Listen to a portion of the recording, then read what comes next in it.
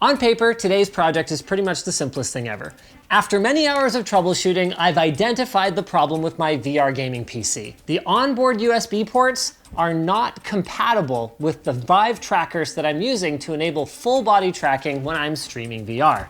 Now, the solution to this on the surface is very straightforward. You need to just install a PCI Express USB card that uses a different chipset and run the trackers off that. Unfortunately, because it needs to fit inside my tiny home theater console, my VR gaming rig uses an ITX motherboard. So I went out on the prowl for the smallest mini ATX case that I could find, and this is it.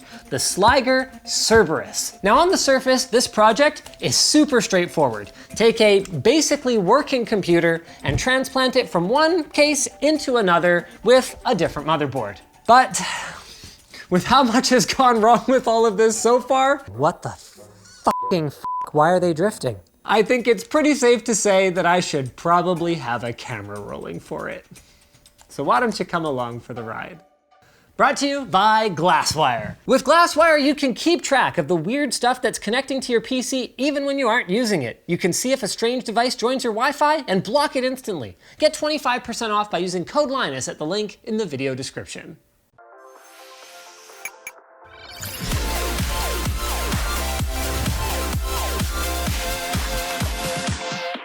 Okay, I misrepresented the ease of this project a little bit. I am also going to be adding water cooling to the rig, and the reason is that this right here is the RTX 2080 Ti that was used for the, yes, hydro dipping a graphics card project. In the process of hydro dipping it, what happened was the PCB that handles fan control was actually damaged, or one of the connectors was loosened in some way that makes the fan ramp up and then ramp down constantly. It's super annoying.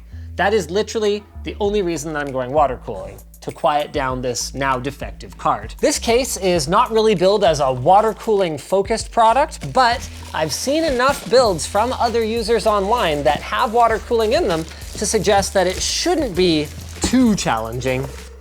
Front I/O is already a bit of a hassle for my setup, just because these are coming out the top, and I think this is basically exactly the height of my media cabinet. The cold hard truth is there's no way around it, because you can see here, the motherboard is going to be basically the entire height of the case. All they've added that might be considered extraneous is this 5th PCI Express slot, which actually could come in handy for me big time in the future if a motherboard arrives that has a PCI Express 16X slot on the bottom, because then I could put my graphics card right down in the bottom of the case, and that would give me 3 more expansion slots. That's a bigger factor for me than you might think, because one of the other things that I might want to add to the system in the future is a wireless card for wireless VR. So that's already 2 right there, just for USB and wireless. Crap.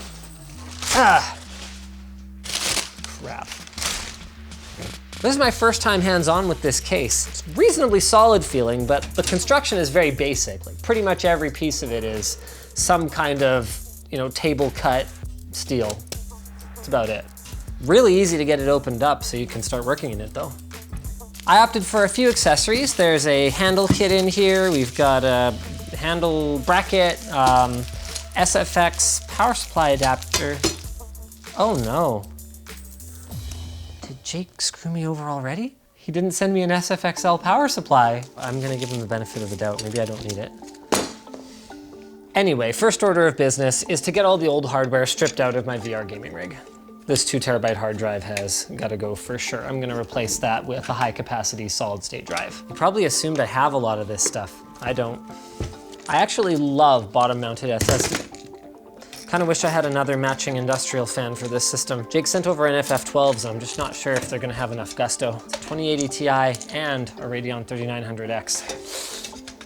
This project is frustrating for a couple of reasons. One is that it feels pretty stupid to have to upgrade a motherboard because the onboard USB has a compatibility problem. But that's what you lock yourself into when you buy a system with no expansion, whether it's a compact, ITX, or rather DTX based one like this, or whether it's, a laptop with all the stuff soldered onto it. Like, that's the trap that you stick yourself in. And another is the timing. We are a month away from B550 boards being available, and here I am picking up a B450 board. B550 is gonna be way better PCIe Gen 4, bifurcation support, I mean, probably better support for upcoming processors. Just, it's a bad time to buy a budget motherboard because it'll probably be at a kind of similar price. If I'm stuck with it, the B450M Steel Legend from ASRock looks pretty good. A couple M.2 slots, the 2 expansion slots I need, and it's reasonably priced. I know people get triggered by reusing thermal paste, but it's pretty well established that it doesn't make a performance difference at this point, so. For memory, I'm reusing this 3200 CL16 kit from Teamgroup. It's nothing particularly special, but I'm also not going for bleeding edge performance here necessarily. If I miss a frame or two, then it is what it is. Normally I wouldn't go straight for putting the motherboard in the case, but in this instance, I'm gonna kind of need to put it in there to visualize what's going on and how everything else is gonna fit. The Cerberus is also extremely open, so I'm not expecting that putting the motherboard in is gonna limit my options too badly as we go forward. And I remember how hard we all used to cringe at the like camo color schemes on motherboards back in the day. Who's laughing now? Motherboard manufacturer selling motherboards to kids, that's who. Oh, that's cool. I don't know what this is, but it's cool, so. Interestingly, it looks like I've got a fair number of options for radiator mounting. Like, could I even put one on the side if I really wanted to? It just comes down to finding the best way to Tetris your own components in. So let's keep putting stuff in and then see what we end up with. So we came up with the idea of salvaging parts from an all-in-one so that we could just get a CPU block with a pump built into it and putting that on there. But I'm actually worried that this is going to interfere with a full ATX power supply. Oh man, if this fits, it is going to be absolutely borderline. Holy smokes. Hold on. Wow, that might actually fit. Okay. Jake took one of the fittings off this for me already, just to make sure that they were barb fittings that we could adapt to custom water cooling equipment, but he left the other one for me to do, and it's like really hard to remove. Man, if there was ever a time I was likely to slice my hand open, this would be it. All right, shoot it up a little bit, not too bad. So it goes on this way, which is gonna have these tubes come up right away from the power supply here. That's lucky, and I know for a fact we didn't plan that because I know that Jake did not open this case before he sent it over to me, so. There we go. Let's go ahead and throw this on the CPU. Do you want to go get me a power supply, actually? I bet you could be back by the time I need to install it. Do you want me to go to the office to get a power supply? What are the odds that you feel like doing that? Slim, got it. Dang it, we were gonna try and build this thing without a power supply. While normally I wouldn't put the graphics card into a machine until at or close to the end, in this case it makes sense because I need to be able to see how we're gonna plumb up the loop before I can decide where to mount the radiator. It's a shame though, because the front of it was actually the more successful part of the hydro dip. Now for the special sauce. This is a really cool USB card. It has not one, but 4 independent controllers. So each of these 5 gigabit per second ports is actually a full 5 gigabit per second port without being shared between any of the other ports. That's why it actually requires a PCI Express 4X interface. There we go. The solution to my problem. Now I got all the USB. Oh, you know what's crazy? I didn't even think of this. This board's got 2 M.2s and an extra PCI slot. So even if I don't put a graphics card in the very bottom, I could actually still squeeze another PCI Express slot out of it. Wait, is this even gonna fit? Oh, right there. 3 millimeters maybe? Nice. For ease of plumbing, I would actually prefer to have my barbs on the bottom, but to make it easier to bleed the air bubbles out of this loop, because I'm gonna have kind of an underpowered pump, I actually think I'm gonna put them on the top up here. Now that is a color scheme and a half. It doesn't seem like much, but I actually really like this cutout in the back here where the SSDs go.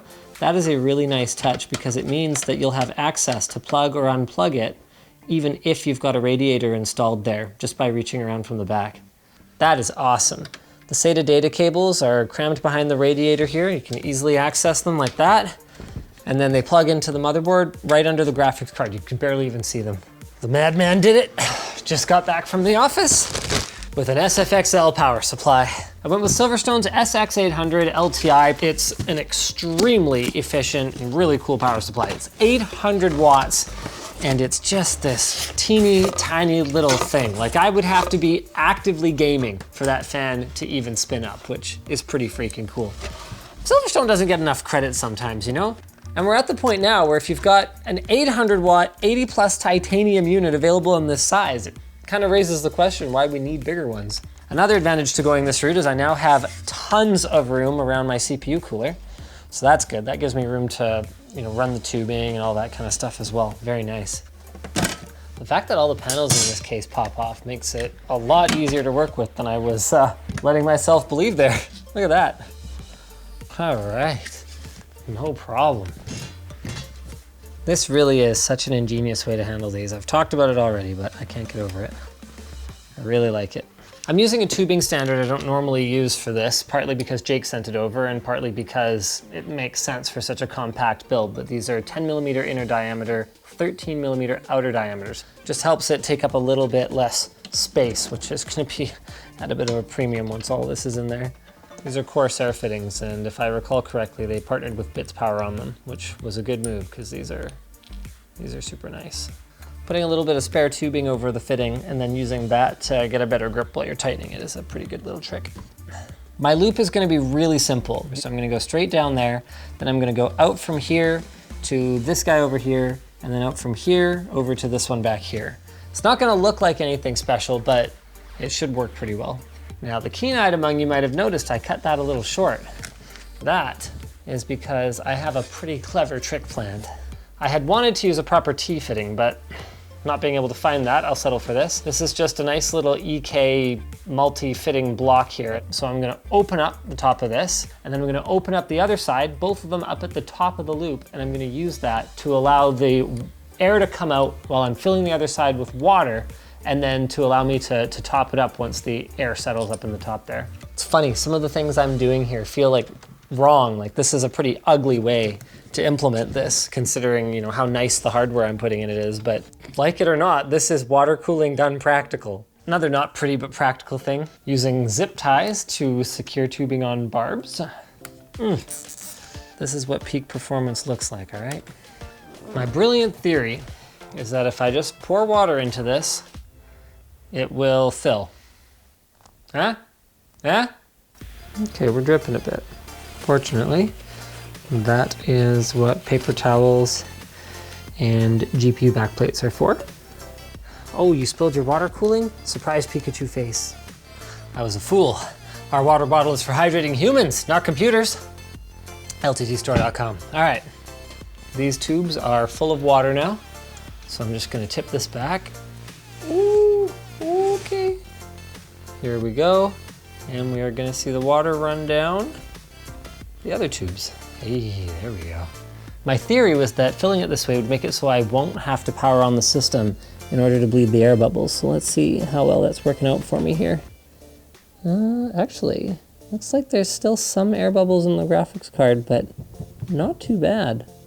Really wish I had a couple more fittings, because if I could just run tubes like over to the sink and then into the faucet and just kind of fill it and flush it. I wonder if I do have them. Test time.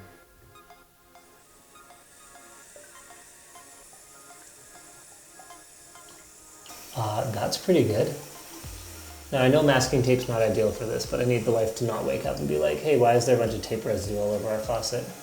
Here goes. Oh, it's splashing. Oh wow, there were definitely lots of bubbles left in there. Oh, sweet. Okay, this is officially how I'm bleeding every loop from now on. I ended up having to wiggle the case around a fair bit to get it all out, but I am pretty sure this loop is completely bled of air bubbles now. That is a full water cooling loop. And the system doesn't boot. Already tried a new power supply, already tried different RAM. That leads me to believe that I probably need to swap out the CPU for an older one and update the BIOS. So, it's daytime now and I'm back from the office with another CPU. If you want to help, come on over here, kiddo. So, you want to do a CPU swap, do ya? Yeah, please. All right, step one, remove this power supply because we need to get at the CPU socket. Oh, that's gonna take the fan off. We don't want to do that. Oh. Good try though. Back here. 4 screws. Okay, careful, don't touch the pins on the bottom. Those are very fragile, and if we break that, I have to drive all the way back to the office to get another one. This is a pretty tight build, and there's not a lot of slack. Cable thingy, some radar sensors. Radar sensors? What are you talking about? I'm talking about radar sensor cables. Okay, let's go test this. See if it works. Think it's gonna work? Oh, it's Hey, it's working, nice! Daddy, what are these? Oh, look, this Those is are big. packing foam for the case. Okay, you can't stand right in the front there, sweetheart. And this is why I wanted to stay up late last night to get this finished. I think there might be a ghost under my table. What's it gonna do? Bad ghost things, presumably. Does anybody want to put on a panel for me? Me please, me please. You gotta push so hard. Go for it. Okay, good job. Punch it. Yeah, you're gonna go last. Well, you don't have to punch it, you just push on it. Just push on it. You gotta use your weight. You gotta push. No, you don't have to punch it. All right, little man, you wanna give it a shot? I'm not a little man anymore.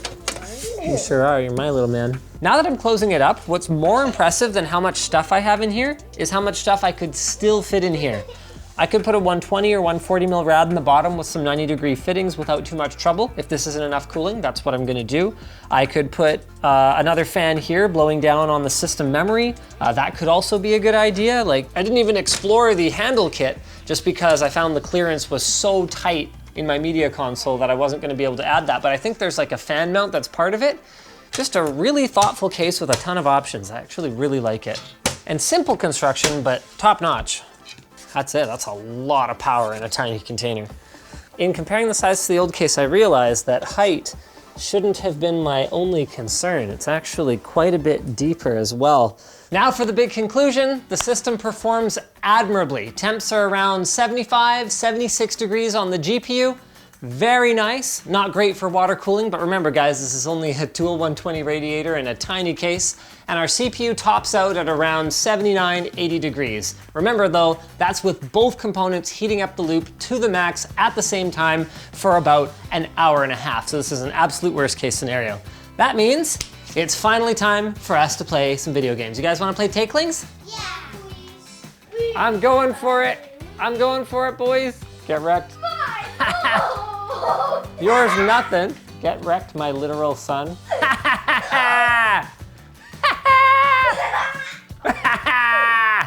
Well, that was a lot of fun. This video is brought to you guys by Manscaped. Manscaped makes manscaping safe and easy with their Perfect Package 3.0 kit. It includes everything you need to take your grooming routine to the next level, including, most importantly, their Lawnmower 3.0 trimmer. It's got skin-safe technology with replaceable soft ceramic blades that cut coarse hair at 7,000 RPM. It's got a rechargeable 600 milliamp hour lithium-ion battery for cord-free use.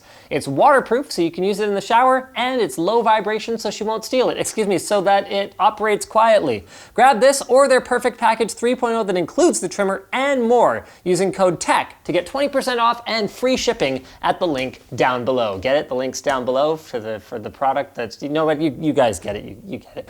If you guys enjoyed this video, maybe check out, I don't know, check out my review of the Valve Index. I really like this headset. My only complaint is that it's not wireless. I guess that's sort of the review, but I promise I get into more detail in the other one. We'll link that down below too. Daddy, are you right?